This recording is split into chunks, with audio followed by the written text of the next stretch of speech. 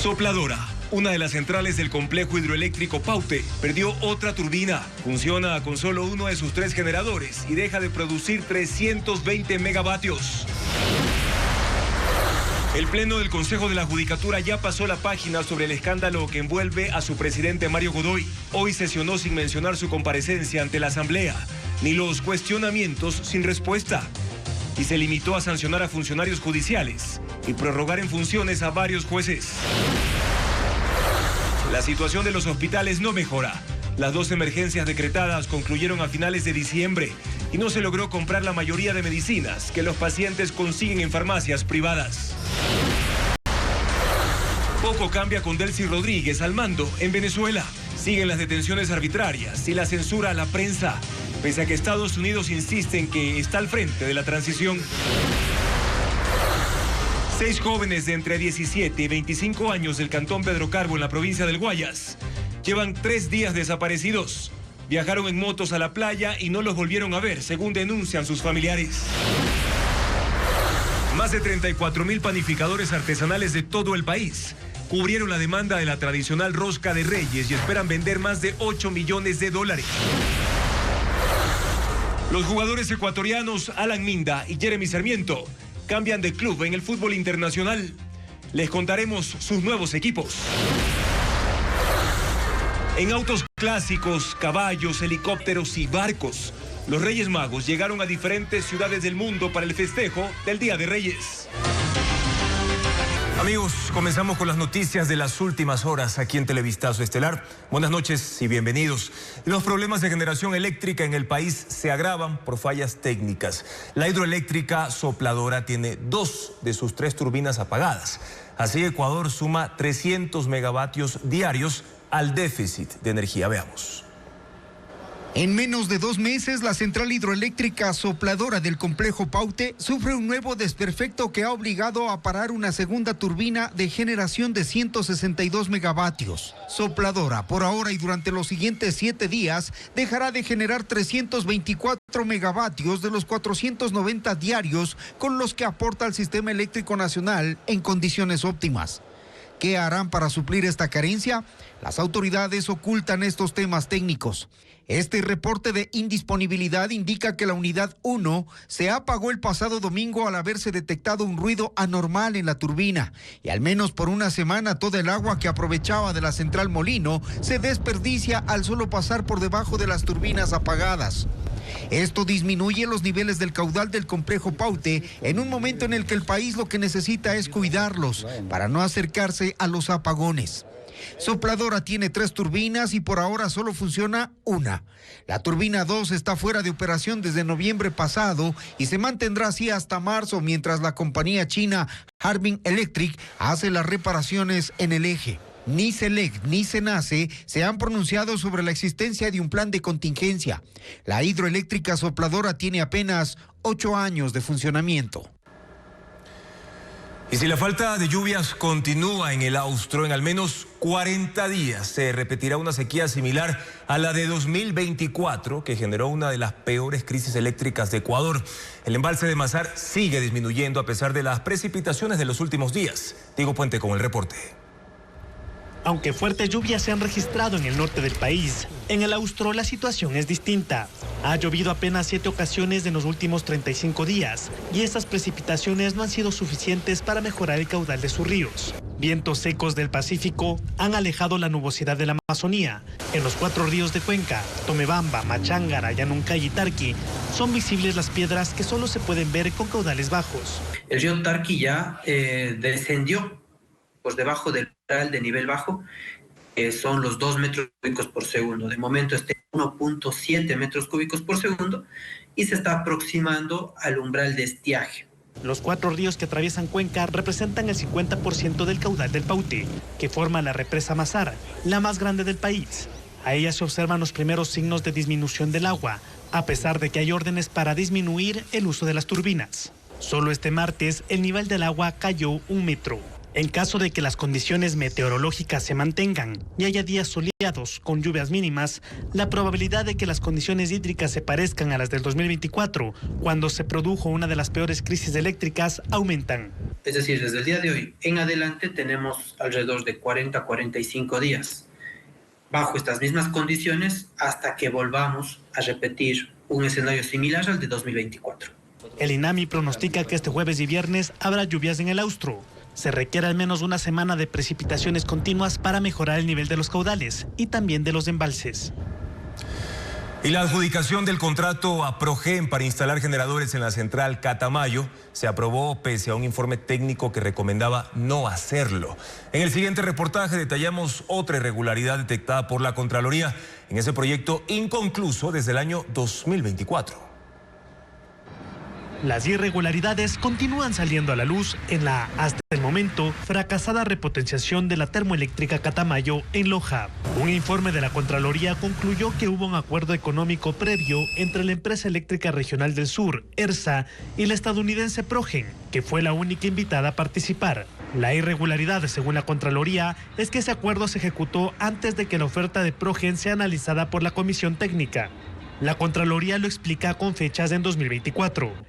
El 16 de julio, la Comisión Técnica publicó el estudio de mercado y se estableció un presupuesto de $19,3 millones para contar con 20 megavatios de generación. Ese mismo día, se envía directamente a Progen una carta para que participe. El 18 de julio, a las 8 de la mañana, el presidente ejecutivo de ERSA y el representante de Progen se reunieron y suscribieron un acta en la que Progen dijo que la obra costaría 20,1 millones. En el informe de Contraloría se recoge un pronunciamiento del gerente de finanzas de la empresa eléctrica que expone los problemas. En forma previa no se efectuó ninguna socialización de documentos, reportes ni informes de las autoridades de ERSA. Tampoco a la Comisión Técnica se le permitió su participación en dicha reunión. El mismo día que se firmó el acta, pero cerca de las 2 de la tarde, recién llegaron los documentos con la propuesta técnica y económica de Progen a la Comisión Técnica, que tuvo la oportunidad de analizarlos al siguiente día. El 19 de julio la comisión recomendó no continuar con la contratación, porque el valor de la propuesta era mayor al monto referencial. Sin embargo, el presidente ejecutivo adjudicó el contrato a Progen el 22 de julio y lo hizo por el monto que Progen determinó, es decir, 20,1 millones. Eso es $800,000 más de lo presupuestado. La Contraloría indicó que también hubo inconsistencias e incumplimientos en los plazos contractuales y que hubo adendas que modificaron el objeto del contrato, incluso informes con los que se pagó a Progen el 70% de los $20,1 millones, a pesar de que la obra hasta ahora no genera un solo megavatio adicional.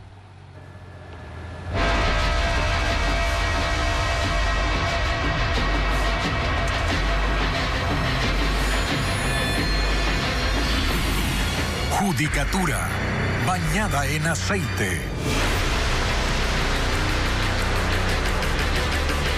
A pesar de los serios cuestionamientos contra el presidente del Consejo de la Judicatura, Mario Godoy, el Pleno sesionó con normalidad este martes. Por unanimidad prorrogó los nombramientos temporales de jueces en Manabí, reconociendo la crisis por escasez de magistrados.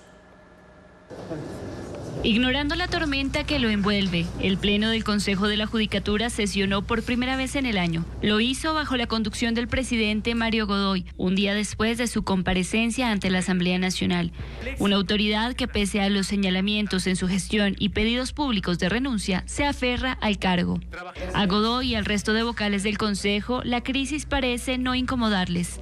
Decidieron centrar su atención a un tema que durante 3 meses ignoraron: la falta de jueces en varios cantones. Por unanimidad, el Pleno resolvió prorrogar en funciones a 2 jueces del Tribunal Contencioso Administrativo y Tributario de Portoviejo, provincia de Manabí, cantón en el que se requieren 15 magistrados, pero apenas laboran 5. De las 1.156 causas ingresadas, solo se resolvieron 385. No estamos resolviendo el problema. Las cifras no nos dejan mentir. La prórroga de 2 jueces no es la solución. No solamente en el caso del Tribunal Distrital se presentan estas dificultades actuales. Tenemos muchos casos en los cuales se debe aplicar la misma normativa. A su larga lista de pendientes suman este proceso de selección, pues estos nombramientos temporales se extienden hasta el 30 de abril. Nosotros tenemos que llegar a un momento de llegar al proceso de designación y posesión de jueces titulares. El Pleno del Consejo también tramitó 10 causas disciplinarias, sancionando el mal actuar de jueces y servidores judiciales. Esto a pesar de que la cabeza del organismo no logra librarse de las dudas que le envuelven. y la Defensoría Pública. Y hay jueces anticorrupción a los que les molestaron las críticas del presidente del Consejo de la Judicatura, Mario Godoy, a su compañero Carlos Serrano por la demora en el despacho de sus sentencias. Esto porque ya han enviado 8 cartas pidiendo más personal y advirtiendo de la sobrecarga de trabajo que tienen. La unidad de jueces contra la corrupción y el crimen organizado empezó a funcionar en diciembre de 2022. 3 años después está en crisis. No cuentan con personal suficiente, tienen sobrecarga de trabajo y cumplen jornadas que en ocasiones van desde las 7 de la mañana hasta las 2 de la madrugada del siguiente día, contaron a Televistazo magistrados de esa dependencia. Por esa razón, dan prioridad a los procesos que tienen riesgo de caducidad de la prisión preventiva y posponen los que no. Es lo que ocurrió, cuentan en el juzgado, con la causa de Aquiles Álvarez. En septiembre, el tribunal decidió fijar la audiencia para enero, mientras atiende los casos urgentes. Sin embargo, esto le valió una sanción al juez Cristian Fierro. También hubo señalamientos del titular de la Judicatura al juez Carlos Serrano ayer en su comparecencia en la Asamblea. El despacho que ha tenido el doctor Serrano, existen varios meses de retardo de reducir las sentencias a escrito. Sobre esto, ¿alguien ha dicho algo? ¿Alguien se ha preocupado por esto? ¿No le llama la atención? Esta crítica molestó a los compañeros del juez Serrano, porque la situación que viven fue advertida a Godoy en más de una ocasión, y desde que se creó la unidad han enviado 8 cartas. Entre las más recientes está la del 28 de febrero de 2025. 9 jueces pidieron más personal de apoyo, porque solo cuentan con un asistente para casos de delincuencia organizada que tienen hasta 30 procesados y sentencias de hasta 450 páginas. El último oficio es del 22 de diciembre, en medio del escándalo por los audios de las presiones al juez Serrano por parte del director de la Judicatura a favor del narcotraficante serbio Yesdimir Serdán, ex cliente de la esposa de Mario Godoy. Denunciaron las falencias para hacer su trabajo, que no les proporcionan movilizarse en vehículos blindados y que ellos tienen que pagar los gastos de su custodia. Una asamblea popular paralela a la Asamblea Nacional es lo que plantearía Aquiles Álvarez según el legislador Raúl Chávez. El alcalde de Guayaquil solicitó ser recibido por el Pleno del Parlamento para responder a las declaraciones en su contra por parte del presidente del Consejo de la Judicatura, Mario Godoy. Pero, ¿cuál es la reacción del oficialismo frente a esta propuesta? Patricio Díaz lo informa. El presidente de la Judicatura, Mario Godoy, fue con todo contra el alcalde de Guayaquil, Aquiles Álvarez, en su comparecencia de lunes a la Asamblea. Dijo que el alcalde se contactó con sus asesores para lograr beneficios en su caso. Y ahora Álvarez pide ser recibido por el Pleno para responderle. Envió una carta al presidente de la Asamblea, Nils Olsen, con ese fin, y dice que vendrá a Quito, aunque no lo reciban. Con 50.000 personas desde cada rincón del país, y lo vamos a hacer en 2 días. Por la avenida del Bombero reunimos 25.000 firmas en 2 días. Por este hecho sensible, podríamos llevar hasta 100.000. Desde la Revolución Ciudadana, Raúl Chávez, uno de los legisladores más cercanos al alcalde, explica la intención de llegar a la Asamblea, como propone. De venir a generar una especie de asamblea popular, donde la mayor cantidad de personas que se sientan afectadas por la falta de transparencia que se está generando hoy a nivel político en el Ecuador, puedan asistir y a partir de eso poder responder y aclarar todo lo que viene pasando. Si lo que se está buscando es aclarar, transparentar. En el oficialismo recuerdan que Álvarez fue convocado a la Comisión de Seguridad, que investiga las denuncias por tráfico de combustible, y no asistió. Para hablar acerca de este tan grave delito como lo es el tráfico de combustibles, y nunca ha querido venir. Legisladores de otras bancadas tampoco ven probable una comparecencia del alcalde de Guayaquil al Pleno, porque la Asamblea no fiscaliza a las autoridades seccionales. Es la segunda ocasión en que Álvarez pide comparecer ante el Pleno. Aún no hay respuesta del presidente de la Asamblea.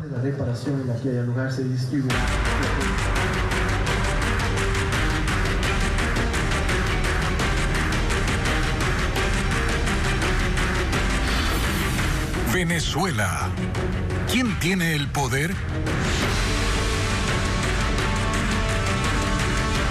Estados Unidos asegura estar al frente del proceso de transición en Venezuela y en control de su comercio y economía. Mantienen el despliegue militar en el Caribe y hablan de la cooperación con la presidenta interina Delcy Rodríguez. Internamente, en cambio, persisten las detenciones arbitrarias, la censura a la prensa y el despliegue de fuerzas de control del régimen chavista. Veamos. El presidente de Estados Unidos, Donald Trump, delineó un escenario de transición para Venezuela y señaló que los secretarios de Estado y de Defensa, Marco Rubio y Pete Hegseth, junto con el asesor de la Casa Blanca, Stephen Miller, estarán a cargo de coordinar este proceso. En una entrevista para CNN, Stephen Miller afirmó: By definition, we are in charge. Por definición estamos a cargo, porque tenemos a las Fuerzas Armadas de Estados Unidos desplegadas fuera del país. Nosotros establecemos los términos y condiciones.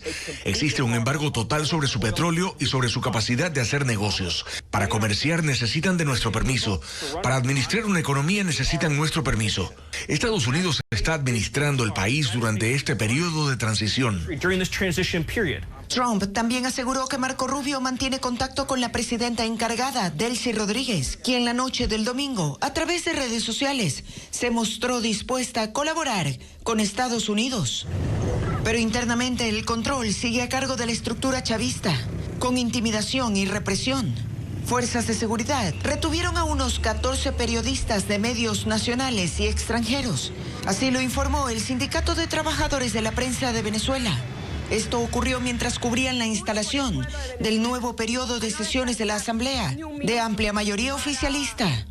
Sus teléfonos y equipos de trabajo fueron confiscados, revisados y luego devueltos. Al menos un periodista continúa detenido, otro fue deportado. Además, en varias zonas de Caracas hay un despliegue de colectivos armados para controlar posibles protestas y vigilar a los ciudadanos con puntos de control y requisas. También hay una orden de arrestar a quienes se atrevan a celebrar la detención de Nicolás Maduro. No obstante, contrario a las declaraciones del gobierno estadounidense, como acabamos de ver, la presidenta encargada, Delcy Rodríguez, aseguró que no hay agentes externos al mando de Venezuela. Ella habló esta tarde sobre la detención y comparecencia de Nicolás Maduro y su esposa Cilia Flores en una corte de Nueva York. Escuchemos. Ayer el presidente Maduro declaraba ante un tribunal que es un prisionero de guerra y se declaraban como lo que son, inocentes, personas decentes que fueron injustamente quebrantadas su protección inmunitaria como jefe de Estado. El pueblo venezolano somos un pueblo que no nos entregamos, que no nos rendimos y estamos acá. El gobierno de Venezuela rige en nuestro país. Más nadie. No hay agente externo que gobierne a Venezuela. Es Venezuela. Es su gobierno constitucional. Es el poder popular consolidado. En lo personal, quienes me amenacen, lo digo. Mi destino no lo decide, sino Dios. Esa es mi respuesta. Y Venezuela vivió anoche momentos de tensión por el sobrevuelo de drones, activación de fuego antiaéreo, disparos de la policía y presencia también de los grupos armados. Este episodio generó rumores de un supuesto intento de golpe contra la presidenta encargada Delcy Rodríguez. En medio de esta jornada se dio la sorpresiva aparición del ministro del Interior, Diosdado Cabello, junto a la fuerza pública en las calles de Caracas. Durante más de media hora, ráfagas de disparos de fusil y fuego antiaéreo alteraron la noche en Caracas. Ocurrió en las cercanías del Palacio de Miraflores, la Casa de Gobierno, en medio del temor y la incertidumbre. Hay disparo aquí, en Miraflores, Se reportó el sobrevuelo de drones de origen desconocido, la reacción de las fuerzas de seguridad para interceptarlos y disparos de la policía en dirección a esos artefactos. Pero así también grupos armados fueron vistos en las calles, así como el recorrido de motorizados, lo que alteró más a la población que no sabía qué estaba ocurriendo. Qué susto, chamo. Sube a tu casa, si escucha como le dice, sube a tu casa, rápido. Habían pasado pocas horas desde la posesión de Delcy Rodríguez como presidenta encargada y la confusión generada por este incidente provocó rumores de un intento de golpe, o que eran drones espías o aparatos de la misma fuerza pública cuya operación no estuvo coordinada con otros entes oficiales. Tampoco había declaraciones de autoridad alguna hasta que, pasado el incidente, fuentes gubernamentales dijeron que las ráfagas de disparos fueron debido a unos drones que sobrevolaron sin permiso, sin dar más detalles. Mientras que el ministro del Interior, Diosdado Cabello, hombre fuerte del régimen, recorrió las calles junto a miembros de la policía. ¡Leales siempre! Leales siempre, traidores nunca, decían a coro. La captura de Nicolás Maduro y su traslado a Estados Unidos han generado, según la presidenta encargada, momentos de inestabilidad. Una sala penal de Guayas dictó sentencia condenatoria de 13 años de prisión para los exalcaldes de Durán, Dalton Narváez y Alexandra Arce, por el delito de peculado en los contratos de conducción de agua potable desde El Chobo en Milagro hasta Durán. El perjuicio sería de $42 millones. Asimismo, otros 10 procesados, entre ellos 9 exfuncionarios del municipio de Durán, recibieron la misma pena de 13 años de cárcel. Por otro lado, el tribunal ratificó la inocencia de un contratista. La sentencia incluye también la inhabilitación de ejercer cargos públicos de por vida. Y ahora les contamos que 6 jóvenes de entre 17 y 25 años de Pedro Carbo, en la provincia del Guayas, están desaparecidos desde el sábado anterior. Merlin Ochoa habló con sus familiares, quienes aseguran que fueron a pescar a la provincia de Santa Elena. El silencio prima en el recinto Fátima, cantón Pedro Carbo, en la provincia del Guayas. Desde la mañana del sábado 3 de enero, estos 6 jóvenes salieron de sus casas para ir a la provincia de Santa Elena, pero nunca regresaron. Desde entonces, la angustia se apoderó de sus familiares, que por seguridad no muestran sus rostros, pero sí exponen su dolor. Ella es la madre de Eddie Borbor. Cuenta que los amigos llegaron a su casa a buscar a sus 2 hijos de 17 y 14 años, pero solo el mayor salió con ellos. Vamos a pescar, dice. Eso es lo que él dijo, el chico, el dueño de la moto. Me dice, él dice, vamos, dice, nomás, dice, a pescar. También habla la madre de Víctor Borbor, de 22 años, a su vez padre de un niño de 1 año. Dice que mantiene la fe en que regresará con vida, aunque la angustia la desborda y rompe en llanto. Policía, me ayude a buscarlo, encontrarlo y que me regresen a mí, porque yo ya no puedo. Los desaparecidos tienen entre 17 y 25 años. 2 son hermanos, el resto primos y amigos del recinto.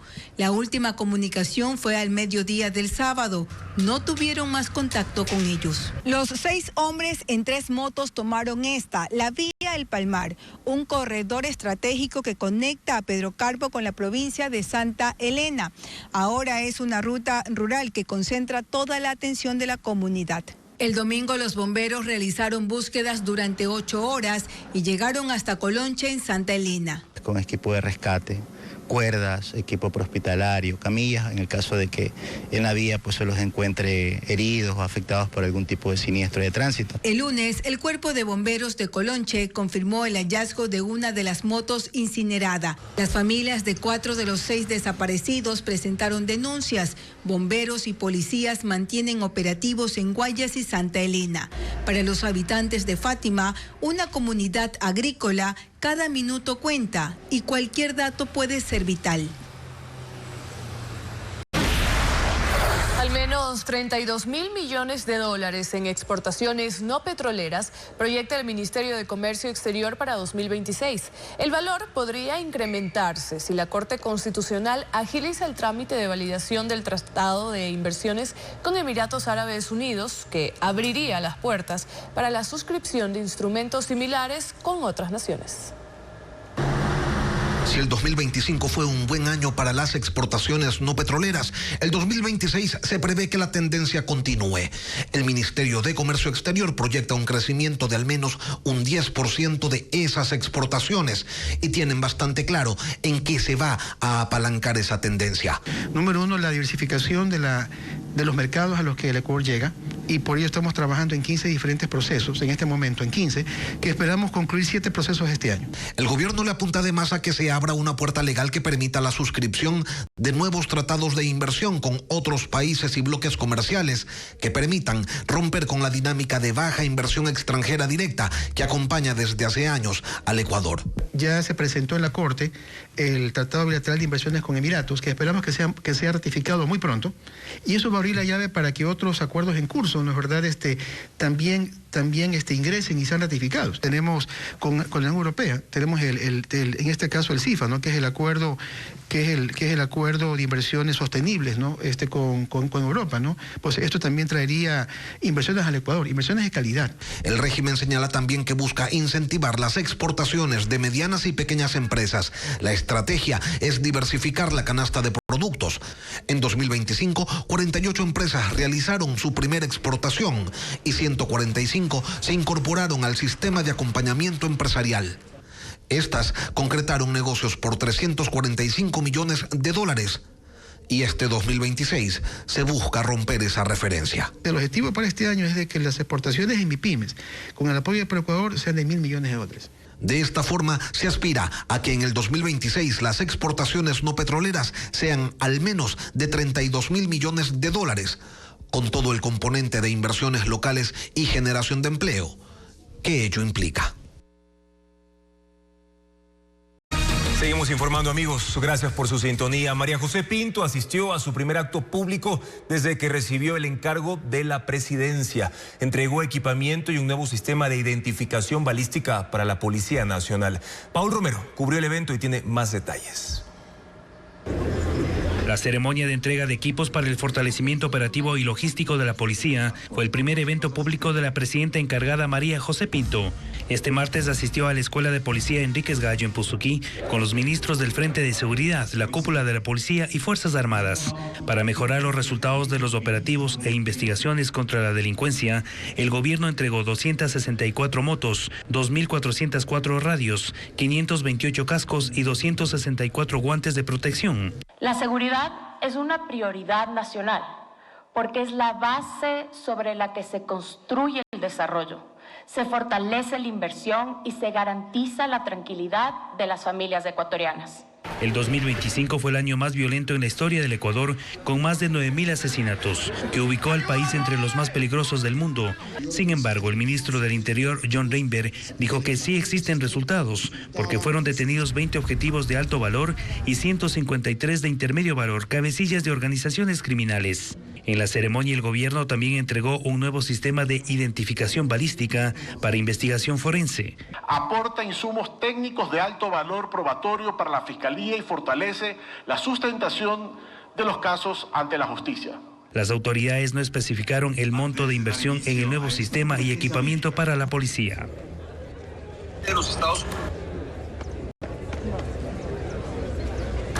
Una redada de agentes de inmigración y aduanas en Minneapolis, Estados Unidos, dejó decenas de detenidos. El objetivo fue localizar y capturar a migrantes ilegales implicados en el cometimiento de delitos.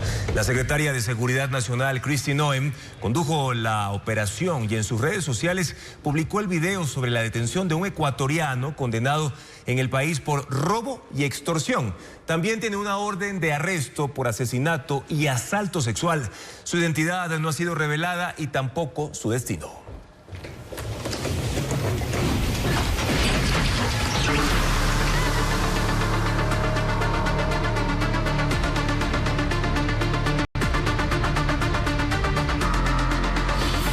Maduro al banquillo en Estados Unidos. La operación estadounidense para la captura de Nicolás Maduro dejó más de 50 militares fallecidos en Venezuela. Entre ellos hay 32 cubanos, confirmando por primera vez el estrecho vínculo en materia de seguridad que existe entre el régimen castrista y el madurista. Lo que por décadas fue un secreto a voces quedó confirmado esta semana. Agentes cubanos forman parte de las fuerzas de seguridad venezolanas. La operación estadounidense para capturar a Nicolás Maduro dejó más de 50 militares fallecidos, entre ellos 32 procedentes de la isla, según lo confirmó el presidente Miguel Díaz-Canel en su cuenta en X. Honor y gloria a los bravos combatientes cubanos que cayeron enfrentando a terroristas en uniforme imperial, que secuestraron y sacaron ilegalmente de su país al presidente de Venezuela y esposa, cuyas vidas ayudaban a proteger los nuestros por solicitud de esa hermana nación, escribió. Es la primera vez que el régimen de La Habana admite que sus vínculos con Venezuela van más allá de lo económico o ideológico. 3 días después del ataque, el Ejecutivo cubano reveló las identidades de los fallecidos. 21 eran agentes del Ministerio del Interior con rangos entre primer suboficial y coronel, y 11 eran miembros de otras fuerzas de seguridad con edades entre 26 y 67 años. Primero el sentido patrio. Desde la época de Hugo Chávez, voces de la oposición y disidentes habían denunciado la presencia de agentes extranjeros, que militares de Cuba formaban parte de los equipos de inteligencia venezolanos y que estaban a cargo del primer anillo de seguridad de la presidencia. Cuba siempre lo negó y el régimen venezolano solo hablaba de hermandad y alianza estratégica. En 2019, la agencia Reuters publicó que autoridades de ambos países firmaron acuerdos confidenciales en 2008 que autorizaban a los funcionarios cubanos a entrenar tropas venezolanas, reestructurar las agencias de inteligencia y ayudar a construir un sistema de vigilancia interna centrada en el control del propio ejército venezolano. Pero el ataque estadounidense de la madrugada del 3 de enero en territorio venezolano dejó al descubierto que la infiltración del ejército de Venezuela por agentes de Cuba es cierta. Para la prensa internacional, la cobertura de la situación en Venezuela ha sido casi imposible de realizar. Periodistas extranjeros se concentran en la frontera del lado colombiano sin atreverse a cruzar al territorio venezolano por temor a ser capturados por las fuerzas de ese país. Algunos ya han sido detenidos por ser considerados una amenaza. Para españoles, estadounidenses, polacos, rusos, mexicanos, argentinos, chilenos y periodistas de otras nacionalidades, contar la noticia desde la frontera es la única opción. Hoy fui a otro cruce internacional y no me di cuenta y ya estaba del lado venezolano y rápidamente me dijeron correte porque te pueden detener. Adrián sabe por experiencia que esa advertencia no es un juego. Hace un mes intentó ingresar a Venezuela junto a su equipo periodístico y el régimen lo detuvo. Nos expulsaron a mí y a mi compañero. Como llegamos a los 30 minutos, manga del avión a Bolivia, de Bolivia a Buenos Aires. Los testimonios de venezolanos que pasan esta frontera son cruciales para conocer qué sucede del otro lado. Pues aunque quieren intentar cruzar para ejercer el oficio, las experiencias de colegas advierten que no es posible.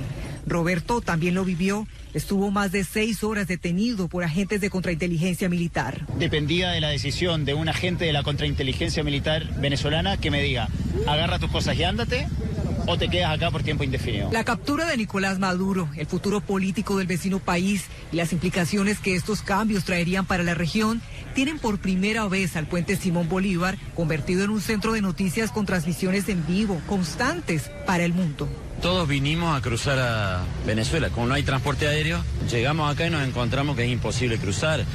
Casi como que el periodismo es el enemigo público número 1 del régimen venezolano. Da esa sensación. En las últimas horas, 14 periodistas de medios y agencias internacionales que habían sido detenidos por el régimen fueron dejados en libertad.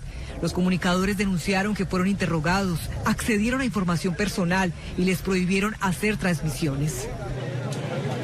La Sociedad Interamericana de Prensa, SIP, pidió a las autoridades venezolanas respetar la libertad de expresión tras la detención de 14 periodistas en medio de la incertidumbre que atraviesa el país luego de la captura de Nicolás Maduro por fuerzas de Estados Unidos. Los directivos del organismo, Pierre Manicoult y Marta Ramos, advirtieron que obstaculizar el trabajo de la prensa profundiza la desinformación y la ansiedad social, agregando que nada justifica criminalizar la labor informativa. La CIP también exigió el cese de los ataques, garantías al debido proceso y el respeto a los estándares internacionales de derechos humanos en ese país. Informamos ahora que España, Francia, Alemania Italia, el Reino Unido, Polonia y Dinamarca expresaron su respaldo a la soberanía de Groenlandia, luego de que el presidente estadounidense Donald Trump insistió ante la prensa en la necesidad de anexar ese territorio debido a su ubicación estratégica. En una declaración conjunta, los 7 países afirmaron que Groenlandia pertenece a su pueblo y que corresponde únicamente a Dinamarca y a Groenlandia decidir sobre los asuntos que les conciernen. Asimismo, señalaron que la seguridad en el Ártico debe alcanzarse de manera colectiva en estrecha coordinación con los aliados de la OTAN, incluido Estados Unidos. Continuamos con más. Hoy una nueva confrontación entre ADN y el correísmo llegó a tal punto que la escolta legislativa tuvo que intervenir y permanecer en el pleno hasta la final de la sesión. Patricio Díaz informa que se debatía la ley de repetición que busca que quienes provocaron indemnización en contra del Estado ecuatoriano las paguen. Veamos. Es la reacción del correísmo contra el legislador de ADN Andrés Castillo, luego de que en la sesión del Pleno, donde se trataba la ley de repetición, hizo referencia a uno de los asambleístas de la oposición. Hoy día más bien vamos a hablar técnicamente, don Combs. Vamos a hablar técnicamente. Yo sé que es muy alto hablarle a usted de esto porque usted no entiende, pero de todas maneras vamos a hablar de estos temas. Y aunque el asambleísta intentó seguir su presentación, los gritos del correísmo aumentaron. Acusaciones de un lado y del otro. El presidente de la asamblea fracasó al pedir orden y debió suspender la sesión por casi 30 minutos para ver si las cosas se calmaban. Pero más bien, las quejas fueron en ese momento contra él. Al retomar la sesión, parecía que la tranquilidad llegaba, pero no. Estoy pidiendo disculpas al país y a ti particularmente y siguen interrumpiendo. Y luego el legislador volvió a encender las cosas. El que nunca viene, por ejemplo, por ese atrás. ¿No es cierto? No, el que todo por Zoom. El asambleísta Juan Pablo Molina fue hacia la curul de Castillo nuevamente. No se puede, así hasta acá. La escolta volvió a intervenir. No podemos aceptar, presidente, que sigan aquí ultrajando. Es que el tema generó tensiones. Ojalá cuando estés afuera me grites igual, porque ahí te cambias de vereda. La ley de repetición busca, por ejemplo, que quienes provocaron que el Estado pierda litigios y deba pagar indemnizaciones respondan por esos pagos. Quienes saben que esto involucraría directamente a los delincuentes que son parte de su círculo, pues se van a oponer. Una falsa ley de repetición en donde buscan perseguir políticamente, pero no realmente subsanar cuáles son los problemas. Al final se votó el archivo de la ley. El correísmo lo hizo a favor, pero el oficialismo obtuvo 79 votos en contra para mantener la norma. Y que en el segundo debate se incluya el proyecto presentado por su legisladora Camila León. Este martes, la asamblea regresó oficialmente del receso. Y no llegaron precisamente con el espíritu de paz de las fiestas. Y la publicación de una foto que según el oficialismo evidencia una supuesta relación entre el correísmo y el movimiento Creo desató una polémica que incluso terminó con la renuncia del presidente nacional de Creo, de esa agrupación política. Diego Cuenca describe los cuestionamientos que giraron en torno a esta imagen. La polémica empezó por esta foto que circuló en redes sociales, donde se ve a Eitel Zambrano, que hasta esta mañana era presidente del movimiento Creo, junto a Mónica Palacios, asambleísta del movimiento correísta Revolución Ciudadana. Esa imagen la publicó la legisladora del oficialismo, Inés Alarcón, en su cuenta de la red social X, insinuando que era prueba de la relación entre el correísmo y el movimiento Creo. De inmediato, Mónica Palacios negó que esa foto sea real. Lo hizo posteando una nueva imagen, pero esa vez no aparecía Eitel Zambrano. Ella escribió: Inés, te denuncio públicamente por la creación de fotografías falsas. Pero un detalle de esa publicación llamó la atención del presidente Daniel Noboa, quien reaccionó en redes sociales. Tiene que votar a ese editor que ni el zapato le borra. Televistazo preguntó sobre este episodio a Inés Alarcón en la asamblea. Bueno, en realidad yo creo que es un tema que no se puede no tomarse en cuenta, ya que hay ciertos vínculos que la ciudadanía necesita transparencia. Horas después, Eitel Zambrano anunció públicamente su renuncia irrevocable al cargo como presidente nacional del movimiento Creo, y en un comunicado escribió: siempre he creído que la vida personal no debería mezclarse ni con el trabajo ni con la política. Esa organización respondió en un comunicado: desde el movimiento Creando Oportunidades, agradecemos el compromiso, entrega y trabajo constante de Eitel Zambrano en favor del país. Estamos seguros de que desde cualquier espacio continuarás aportando día a día a la construcción de un mejor futuro para todos los ecuatorianos. Tras estos hechos, esa agrupación política anunció que empezará a reestructurar el movimiento. El Movimiento Revolución Ciudadana anuncia una nueva candidatura para dirigir esa agrupación política. El cambio ocurre porque declinó uno de los postulantes que emocionó Rafael Correa. Ahora, la nueva carta del correísmo será Gabriela Rivadeneira. Diego Cuenca describe quién es la militante autoexiliada en México. Gabriela Rivadeneira es una de las militantes del correísmo que construyó su trayectoria política en el extinto partido Alianza País. Su nombre vuelve a sonar como la más opcionada para ser la nueva presidenta del Movimiento Revolución Ciudadana, RC5, que soporta una crisis interna por las diferencias entre sus miembros. Parece que Gabriela Rivadeneira, esa es la gran noticia, quiere tomar la posta. Bueno, Gabriela ya sabe cuánto la estimo y tendrá todo mi apoyo. Así, Correa anunció su respaldo en ese video que publicó el Instituto Ideale, afín al socialismo del siglo XXI, y del cual Rivadeneira es directora ejecutiva. Esa postulación se da luego de que ese lunes Felipe Vega de la Cuadra declinó su participación. Así lo confirmó en redes sociales. Fui invitado a ser candidato a la presidencia de la RC5 por Rafael Correa. Lo asumí con empeño. Sin embargo, ante los ataques incesantes e infames que ya superaron todo límite, he resuelto retirarme para terminar con la polémica. Sigo desde la militancia. Rafael Correa respondió: yo mismo le pedí a Felipe que participara. Lamento mucho su decisión.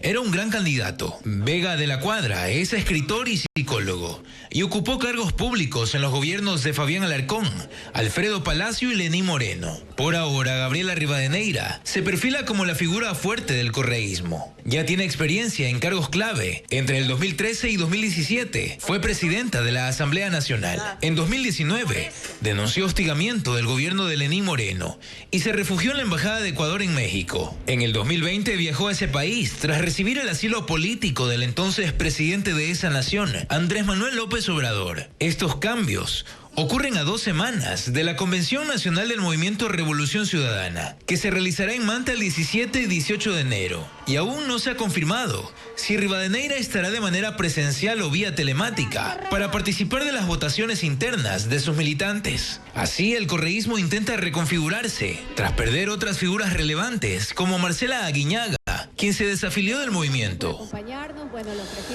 En otros temas, el Tratado Bilateral de Inversiones que firmó Ecuador con Emiratos Árabes Unidos está en manos de la Corte Constitucional. El gobierno espera un dictamen favorable para poder ratificar ese acuerdo. El presidente Daniel Noboa envió a la Corte Constitucional el texto del acuerdo bilateral de inversiones firmado el pasado 6 de diciembre entre Emiratos Árabes Unidos y Ecuador. Según el gobierno, el tratado permitirá traer capital para sectores estratégicos, agroindustria, economía digital, turismo y minería. Para que pueda entrar en vigencia debe cumplir un paso previo, un dictamen de la Corte que establezca que el acuerdo no necesita pasar por la Asamblea Nacional. Según la Constitución, los tratados internacionales requieren aprobación legislativa cuando comprometan la política económica a condiciones de empresas e instituciones financieras internacionales, se refieran a derechos y garantías establecidas en la Constitución, comprometan al país en acuerdos de integración y comercio o comprometan el patrimonio natural, genético, el agua y la biodiversidad, entre otras causales. La magistrada Claudia Salgado fue designada por sorteo para analizar el documento y elaborar un proyecto de dictamen para votación del Pleno. Si la decisión es favorable, regresará al presidente de la República para que continúe el trámite y ratifique el acuerdo con Emiratos Árabes Unidos. Caso contrario, el documento deberá tratarse en la Asamblea, donde necesita 77 votos para su aprobación.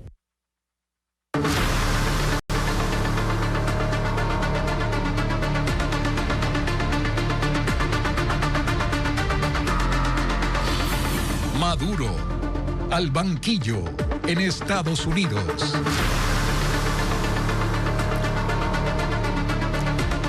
Suiza ya anunció la congelación de activos de Nicolás Maduro y de otras personas vinculadas al régimen y su esquema de corrupción. La medida se adopta en medio de la inestabilidad política tras la detención de Maduro en Caracas. El Consejo Federal de Suiza, máximo órgano ejecutivo del país, anunció la congelación con efecto inmediato de todos los activos financieros que Nicolás Maduro y personas asociadas a él posean en territorio suizo. La prensa europea y agencias de noticias señalan que los sancionados son Maduro y otras 36 personas de su entorno. Hasta el momento no se han hecho públicas las cuentas o las cifras específicas de activos bloqueados, pero una investigación periodística internacional de febrero de 2022, liderada por el Consorcio de Reportería sobre Crimen Organizado y Corrupción, reveló que más de 2 docenas de venezolanos vinculados a redes de corrupción en la estatal petrolera PDVSA acumularon $273 millones en 25 cuentas del banco Credit Suisse. La información provino de la filtración bancaria conocida como Swiss Secrets. El congelamiento de los activos estará vigente mínimo 4 años y será modificado según la evolución de los procesos legales contra Maduro y sus presuntos socios. Las autoridades suizas también señalaron que si se confirma que los activos fueron obtenidos de manera ilegal, trabajarán para que estos recursos beneficien al pueblo venezolano. Volvemos ahora con temas del país porque los plazos de la emergencia para comprar medicamentos vencieron sin adquirir todo lo necesario para abastecer los hospitales públicos. La escasez ya impacta en los centros de salud donde la crisis se agudiza. Carla Delgado da seguimiento a esa situación. El último plazo para adquirir medicinas e insumos médicos venció el pasado 29 de diciembre sin que se haya logrado abastecer a la red de hospitales públicos del país. Según información del Servicio Nacional de Contratación Pública, el Ministerio de Salud levantó una necesidad de 765 procesos de compra, de los cuales solo 256 fueron adjudicados. En el caso del Instituto Ecuatoriano de Seguridad Social, se lanzaron 350 procesos, pero únicamente 52 fueron finalizados. Hasta el momento, la vicepresidenta María José Pinto no ha informado cuáles serán las estrategias para enfrentar esta situación. Por su parte, el presidente del Consejo Directivo del IE se refirió recién este martes al tema de compra de medicinas. En un mes de gestión concretamos la compra de 37 nuevos medicamentos que permitirán el abastecimiento durante todo el 2026 para pacientes con cáncer, leucemia, anemia, artritis y otras patologías. El funcionario aseguró que durante los primeros meses del año se realizarán 2 nuevos procesos de compras centralizadas de medicinas e insumos. Mientras tanto, fuera de los hospitales públicos, la situación es cada vez más crítica. En el hospital del IES Carlos Andrade Marín, los afiliados expresan su preocupación porque deben desembolsar cada vez más dinero para adquirir medicamentos que el hospital no cubre. Yo he tenido que salir a comprar medicamento para mi padre. Me costó $55. Las ampollas que me pidieron anticoagulantes, como $35. En los hospitales del Ministerio de Salud Pública el panorama no es diferente. Los tornillos y el metal que me pidieron. ¿Ya? ¿Cuánto gastó usted en eso? 570. La crisis se profundiza en las casas de salud de otras provincias. Me ha tocado salir a comprar unas 6 veces unos medicamentos. De acuerdo con información obtenida por Televistazo, las bodegas de los hospitales del Instituto Ecuatoriano de Seguridad Social tenían hasta esta mañana un abastecimiento de apenas del 50%. Este medio solicitó información sobre el nivel de abastecimiento en los hospitales del Ministerio de Salud Pública. Sin embargo, hasta el cierre de este reportaje no se obtuvo respuesta. Mineros ilegales retornaron al cantón Pucará, en Azuay, donde las Fuerzas Armadas bombardearon campamentos ilegales en noviembre pasado. El bloque de seguridad ejecutó operaciones en esa y otras jurisdicciones. Paul Romero informa sobre los resultados. El ejército desmanteló 2 nuevos campamentos de minería ilegal en el sector La Chonta, cantón Pucará, en Azuay, 2 meses después del bombardeo con artillería pesada para destruir bocaminas y procesadoras. En la operación fueron detenidas 8 personas con armas de largo alcance como fusiles, subametralladoras, pistolas, alimentadoras, municiones de diferente calibre, radios de comunicación, entre otros equipos. integrantes del grupo armado Los Lobos, alias Trompudo, Chino Negro y Pipo, fueron detenidos en una operación militar de la Brigada de Caballería Blindada del Ejército en el sector 4 de Mayo, Cantón Babahoyo, provincia de Los Ríos, por posesión de droga y tenencia ilegal de armas. Los implicados son investigados por extorsión, sicariato, robo, entre otros delitos. De este martes, la policía realizó el operativo Pandora 1 en el distrito Manuela Sáenz de Quito con la participación de 390 uniformados. 47 personas fueron entre retenidas y detenidas para investigaciones por denuncias de microtráfico, secuestro extorsivo, asalto, robo y trata de personas con fines de explotación sexual. Se decomisaron vehículos, armas de fuego, droga, municiones y dinero. Los involucrados tienen vínculos con el grupo armado Los Lobos, según información oficial. La Fuerza Terrestre decomisó más de 2 toneladas de cocaína en el sector de playas del Cuyabeno, en la provincia de Sucumbíos, frontera con Colombia. La droga fue encontrada en canoas que navegaban con 45 bultos y cientos de paquetes de 1 kilo. La afectación económica a los grupos narcodelictivos que operan en la frontera norte es de más de $5.5 millones, según información del Ejército. Un abatido y 5 detenidos, entre ellos 2 adolescentes, dejó la reacción policial en Manta luego de que un grupo de delincuentes intentó ingresar al centro de monitoreo de seguridad del ECU 911 en esa ciudad. El hecho se registró la madrugada de este martes y activó un operativo que incluyó persecución y cruce de disparos. Veamos. Eran la 1:30 de la madrugada de este martes cuando un grupo de delincuentes llegó en una camioneta hasta el centro de monitoreo del ECU 911 en Manta. Según la policía, el primer movimiento fue intentar inhabilitar las motocicletas que los uniformados mantienen estacionadas en los exteriores del establecimiento. Pero la maniobra no pasó desapercibida. Los agentes se percataron de la acción y salieron a enfrentarlos. Así se desató una intensa persecución que incluyó un cruce de balas. Tras casi 3 kilómetros de recorrido en el sector del Hospital del Seguro Social, el operativo dejó un hombre de 24 años abatido y 5 detenidos, entre ellos 2 adolescentes de 16 y 17 años y 3 adultos, uno de ellos con antecedentes. En primera instancia manejábamos la hipótesis que la intención era robar las motos que se encontraban en el lugar.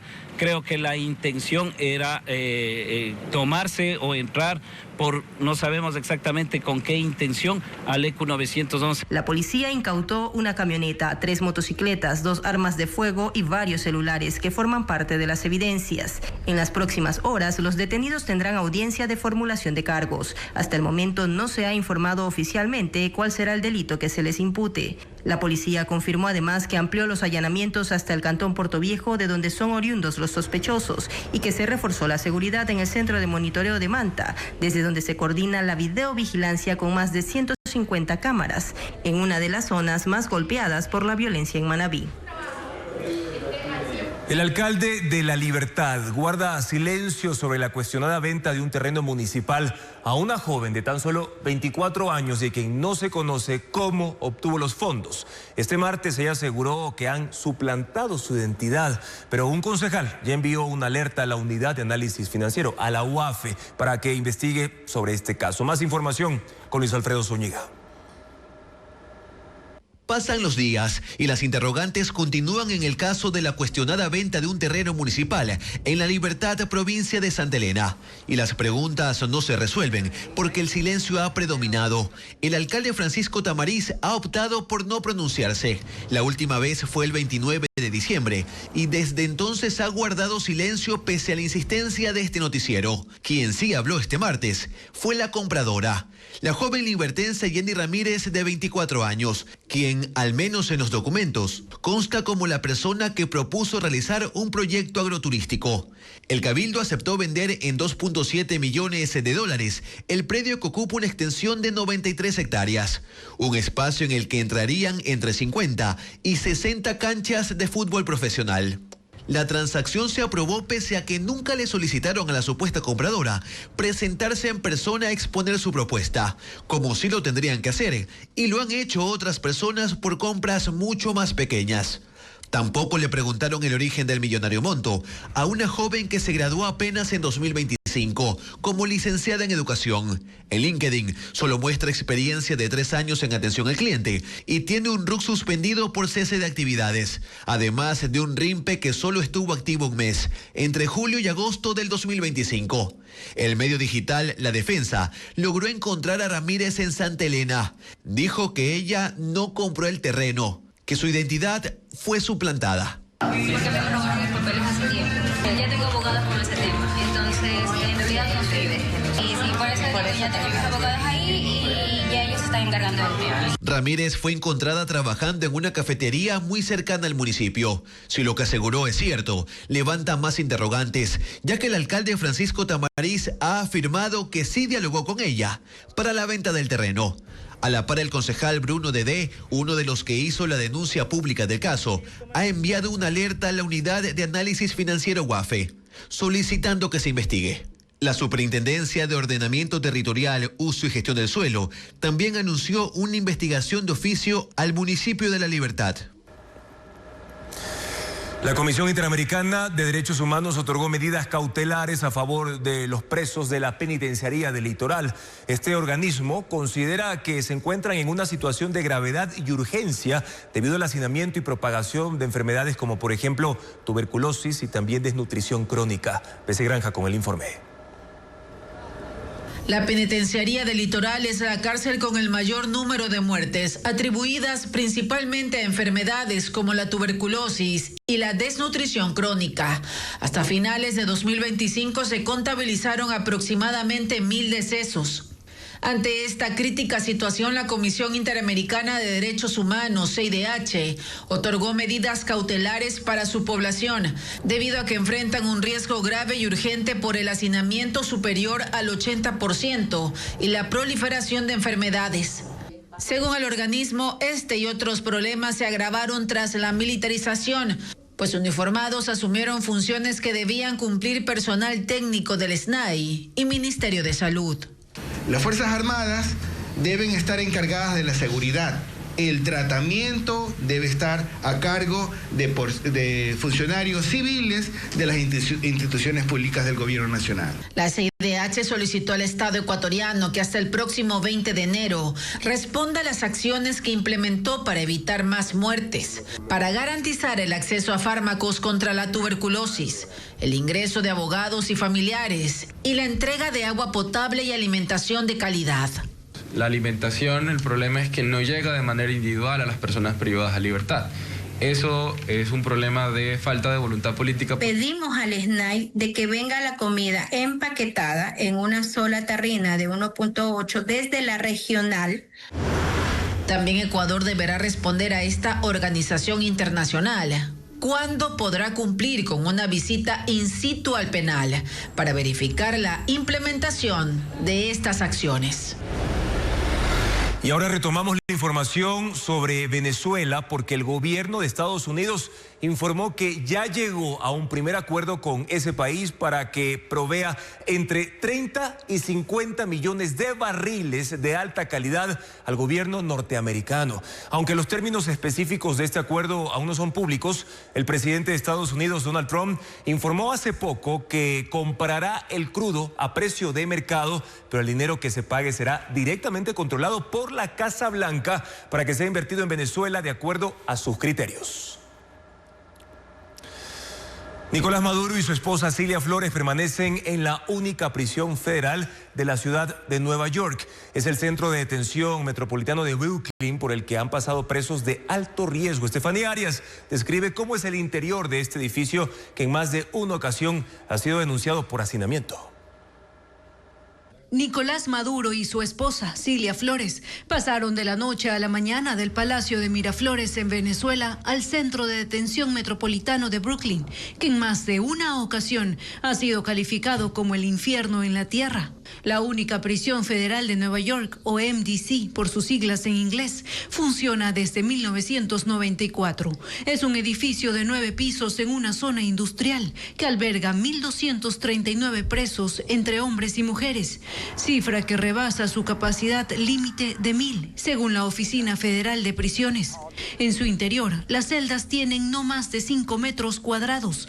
La cama y el lavamanos son de concreto y metal. Según el ex subsecretario del Tesoro de Estados Unidos, Marshall Billingsley, este es el plato que come Maduro en esa cárcel. La imagen la compartió en su cuenta de X. El edificio arrastra también fallas estructurales, problemas de calefacción y ventilación. Según medios estadounidenses, Maduro está en el ala este del centro, donde también se encuentra José Adolfo Macías Villamar, alias Fito, cabecilla de los choneros, el narcotraficante mexicano Ismael El Mayo Zambada, Luigi Mangione, acusado del asesinato del CEO de United Healthcare, y Ghislaine Maxwell, expareja de Jeffrey Epstein. Anteriormente estuvieron otros presos de alto perfil, como el líder del cártel de Sinaloa, Joaquín El Chapo Guzmán, y el conocido rapero Sean Diddy Combs, acusado de tráfico humano y otros delitos. El MDC tiene un área de recreación al aire libre, un centro médico y un ala para programas educativos. Sin embargo, no se conoce si Maduro tendrá acceso a ellos. Lo que sí han revelado las autoridades es que el uso del teléfono y visitas son limitados. Las luces permanecen encendidas 23 horas al día y los presos considerados de alto riesgo permanecen en ese tiempo dentro de sus celdas bajo la vigilancia permanente. El complejo está rodeado por barricadas de acero y cámaras con capacidad para captar imágenes a larga distancia. Y en las últimas horas la vigilancia exterior ha sido reforzada.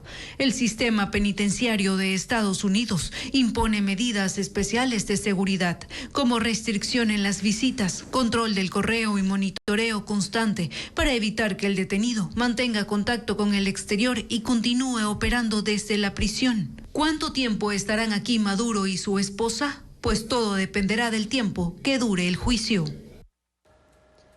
Desde que inició 2026 está vigente la transmisión inmediata de facturas electrónicas al servicio de rentas internas. Los contribuyentes deben emitir los comprobantes en tiempo real, un cambio que refuerza el control fiscal y obliga a comercios y profesionales a ajustar su operación diaria para evitar sanciones. Lo explica María Gabriela Carpio en el siguiente informe.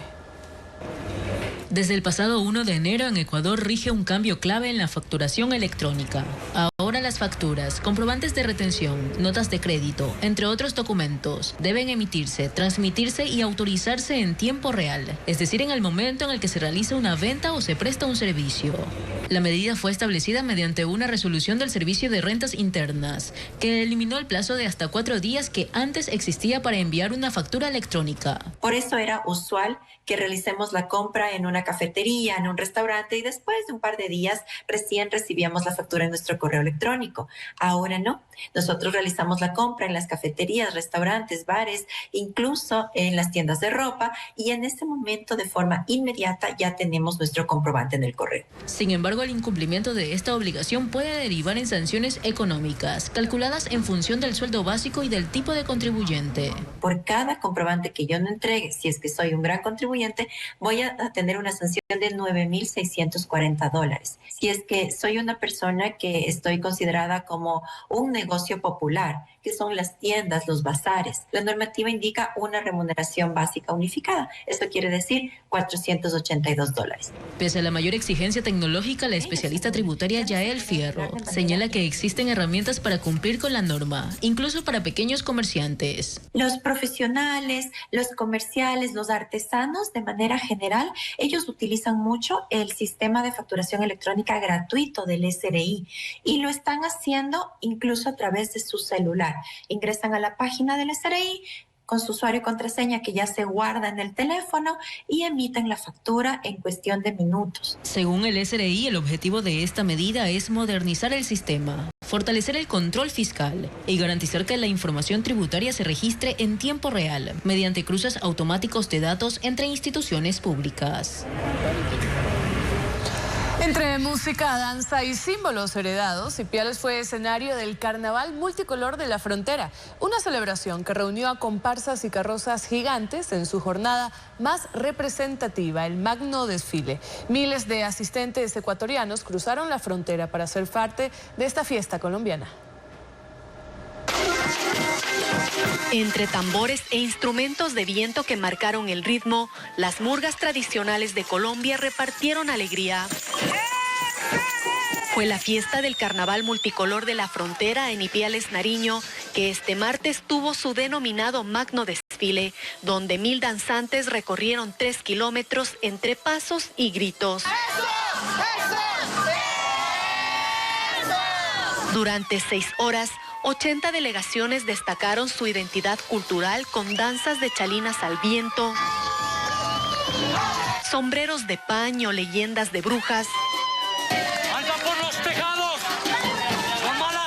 y expresiones de las raíces pasto.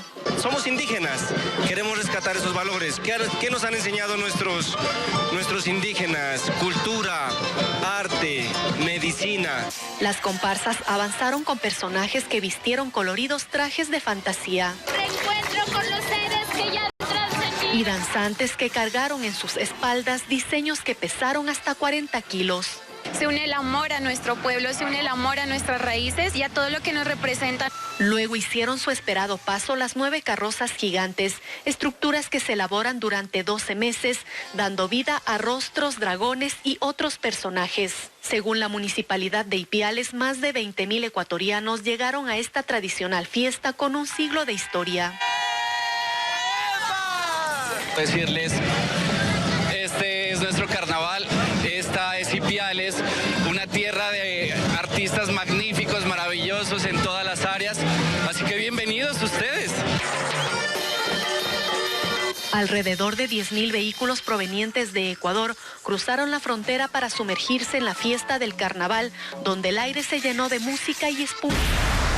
Este año las panaderías artesanales esperan un incremento del 3% en la venta de rosca de Reyes. Señalan que al menos 34.000 panificadores venderían este día más de 8 millones de dólares. Más detalles con Luis Alfredo Zúñiga. La venta de rosca de Reyes aumentará en este 2026. Es la expectativa de los 34.780 panificadores artesanales del país, que empezaron la elaboración de este plato a finales de diciembre y extendieron sus jornadas para alcanzar su meta. El año anterior prepararon 1.7 millones de roscas, alcanzando ventas de 8.8 millones de dólares. Y vimos que antes del Día de Reyes nosotros ya hemos incrementado las ventas del año pasado. Ya llegamos a nuestro tope. Eso quiere decir que hoy y el día de mañana todas estas ventas serán un 3% más de lo que pensamos el incremento de este año. Eso significa más de 50.000 roscas de Reyes adicionales a las del año anterior. La venta durante este martes fue dinámica. En algunas panaderías seguían amasando, poniendo ingredientes, horneando y decorando. En lo que es día festivo, o sea, ayer a hoy, de unas 600 roscas al día. Tenemos lo que es mermelada de guayaba, crema pastelera manjar y la especial que es de Nutella. Y las innovaciones ganan mercado. La panadería del Ipán en el sur de Guayaquil ha vendido 2.000 roscas desde el 30 de diciembre, rellenas de piña, manjar, chocolate y crema pastelera. La innovación no solo está en el sabor, sino en la forma, con rollos asemejando una rosa. También hay unas más atrevidas, como la rosca de bolón. Y para quienes buscan alimentos saludables, está la opción keto. Contiene harina de almendras, harina de coco, chispas de chocolate, alulosa y no tiene azúcar ni lácteos y tiene huevo. Las ventas las empezamos desde la semana pasada y esperamos vender más del 80%.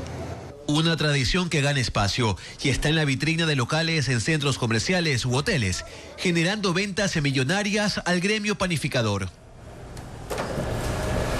En el mundo se celebra con entusiasmo la visita de los Reyes Magos, personajes bíblicos que ofrecieron oro, incienso y mirra a María y José por el nacimiento de Jesús. Y por eso miles de niños aguardan ansiosos este 6 de enero para abrir regalos, disfrutar dulces o también pedir deseos.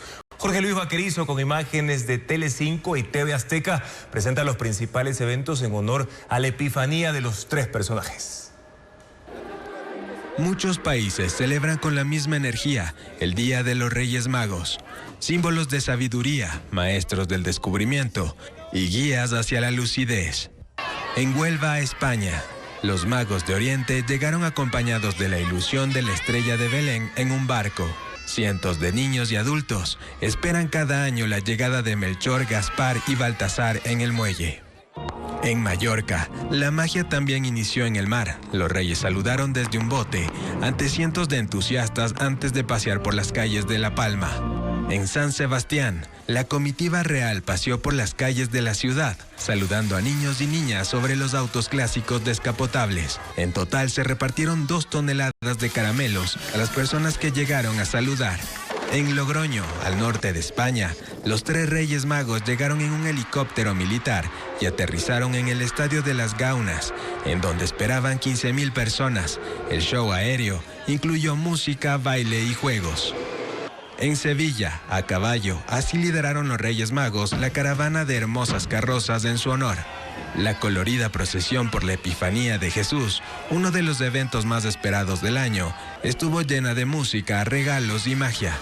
Y en la capital española, miles de madrileños se apostaron en las veredas para ser testigos de la cabalgata de los Reyes Magos 2026.